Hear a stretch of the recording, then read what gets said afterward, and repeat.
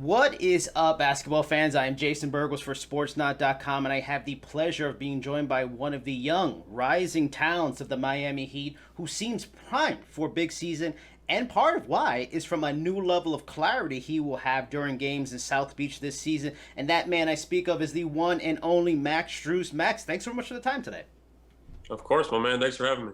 Now, so first, I wanted to get right into what got us together today, and this procedure you recently had done to get implantable EVO lenses from Star Surgical, which all kind of sounds like something from a comic book, which I kind of love. I appreciate that. Now, talk to me about how you found out about this whole thing. Like, what made you decide, yeah, Yeah, this is better than what I've already been doing for all these years successfully, and like, what does like the procedure entail? Because it says implantable. Like, do they go into your eye and all that stuff?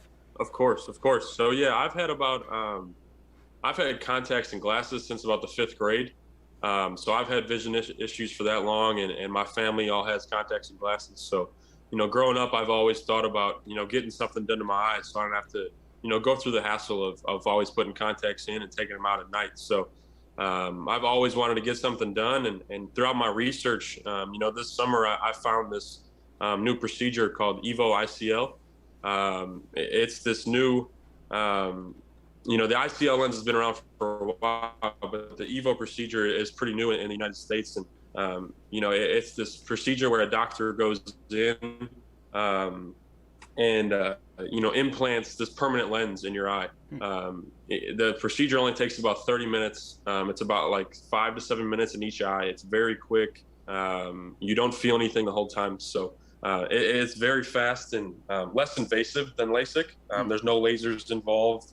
It was great. The whole procedure went well, and the best thing about it that kind of eased my mind through the whole thing was that throughout the process, if I didn't like it or I had trouble with the lens or something didn't go right, it's removable. You can go in and get it taken out.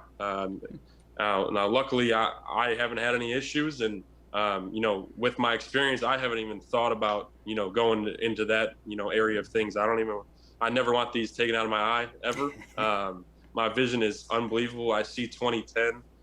So my experience has been great so far, and honestly, it's been life changing. There's so much fine print in an NBA contract. Is something like that a thing? Like, you got to go to the organization, just kind of let them know, okay, I'm gonna be getting an implant in my eyeball. Do you check like with the medical staff, like to just maybe get advice? Like, do you guys think I should do this? Yeah. Is it worth it? Yeah, absolutely. You have to, especially when you're under contract with the team.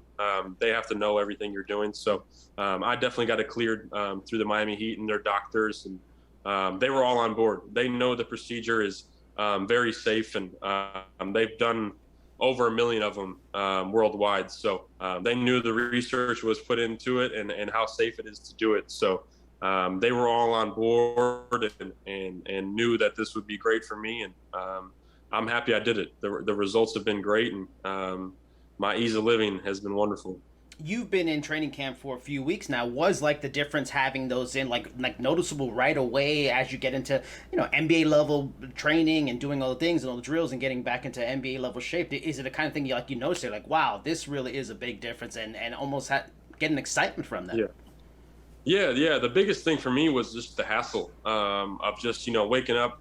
I've had seasonal allergies I've had to deal with. So waking up with dry eyes or red eyes and having to put a contact in is miserable. So, having that not be an issue anymore, and, playing a game and your contact gets knocked out, or, it's messed it up with your vision or something like that. I haven't had any issues at all. I don't have to worry about bringing extra contacts to games or practices. Worry about forgetting my glasses somewhere. So honestly, just the ease of life that's really brought to me has been awesome, and that's just the biggest thing that I can stress is that I wake up out of bed and I'm able to see, which has been great, and haven't been able to do that since fourth grade. So it's been a whole new world, and man, I've been loving it ever since. Now we talked a little bit about basketball. Let's transition to some basketball conversation. This is a big year for you. You're set to become an unrestricted free agent after this season. Your stats every year of your career, especially with the Heat, are trending up. So you're right on the cusp of really making some serious money. How does that factor into your mindset this season? Is there like an added pressure at all because of like what this season means for you and what could it mean for your life long term financially? Right. Yeah. I mean, it's definitely a thought, but I try not to think about it too much. I just want to put my best game out there and let everything else, handle itself. So I've trained, all summer, just as I normally do, and just getting ready for the season. I'm ready to have a big year, and I'm ready for our team to have another big year. So, we returned a bunch of our guys, and I think we're going to have a really good team to put out there, and hopefully I can contribute a lot and be a big part of it. So I try not to think about next year. I try to live in the moment and just play to the best of my abilities, and hopefully everything will all fall into place when that happens. And you mentioned training, and that's where I was going to go next.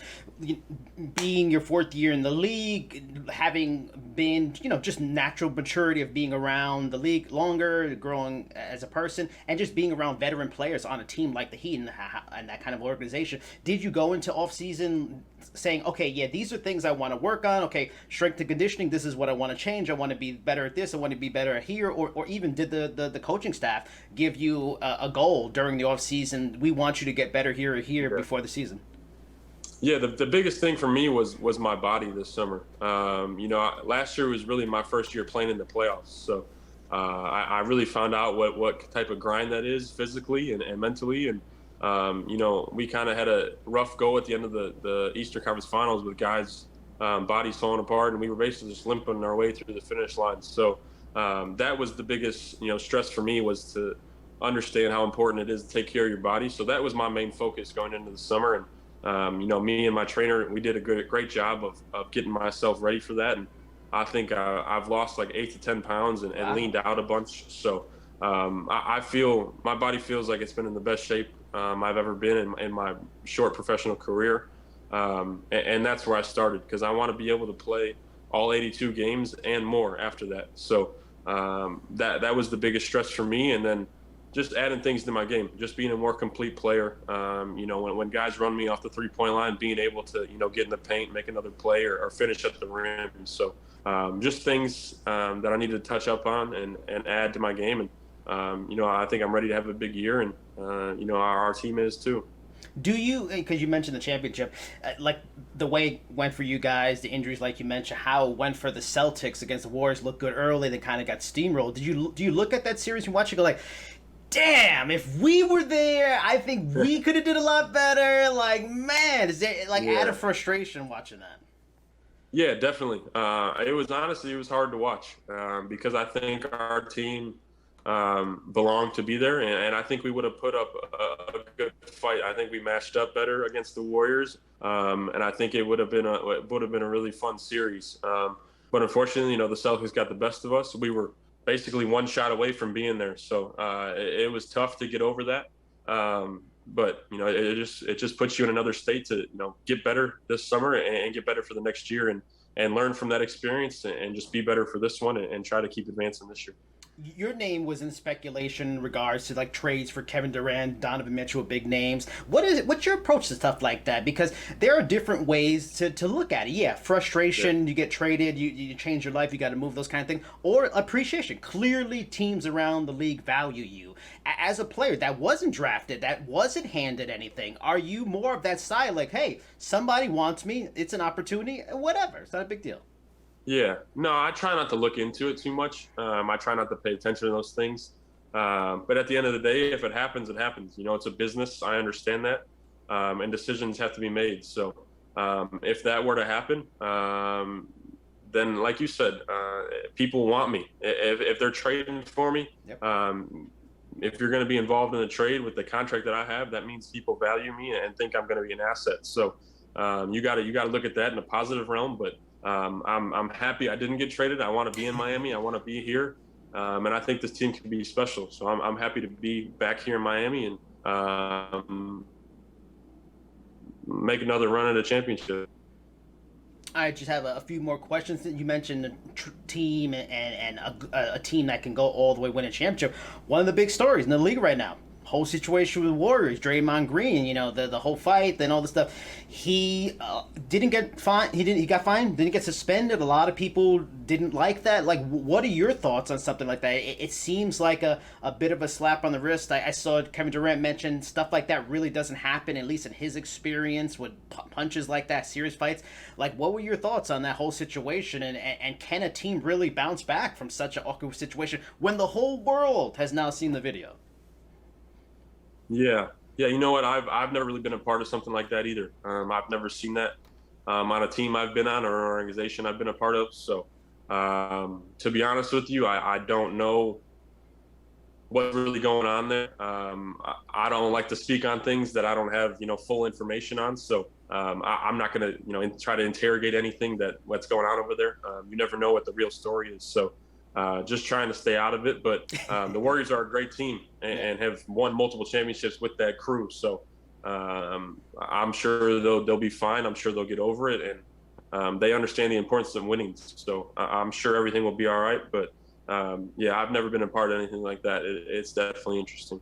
And having been on so many teams, and it's like a family. You're almost there with them more than you are with your own family. And family get into fights, maybe sometimes not physical, but maybe sometimes physical. Yeah. If that kind of happened to you, you were on the one side of it or the other side of it. Do you think, the bond of a team can still kind of get by that? Can you overcome that? Or there are just some things that are just hard to get by? Like, it's still an employee, someone you're working with. Yeah.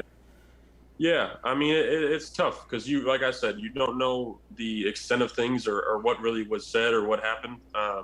But as a team, as a family, I don't think you should ever get into a physical altercation like that. It's okay to fight and argue, but you should never punch a teammate. These are people you care about and want to battle with, so you shouldn't be against your teammates at any point. So. Do I think it was right? No, but I also don't know what really happened. So I've never been a part of that. I don't think I ever will. And I know for a fact that, in Miami, we don't do things like that here. And, I'm happy to be a part of this organization. And, we got a great leader in Udonis Haslem that, leads us in the right way and teaches us all how to be professionals. And that's crazy thing that you mentioned, you great leader, because the Draymond Green, he's a leader on that team. That's what makes the whole situation crazy. But last question, I've seen it suggested by people that South Beach, Miami, that can be a place where it's easy to get in trouble. And, as a person that now, had to live there, play there, is it kind of hard work? Is it almost work to avoid getting yourself in bad situations in South Beach and just staying clean? I try to stay away from anything, to be honest with you. My focus is on the court, and I understand the importance of this year and my career. I've earned my way to be here, so I'm not going to do anything, off the court to take me away from that. So, I'm ready to have a big year and just try to keep everything on the court and just prepare myself to play the best basketball that I can.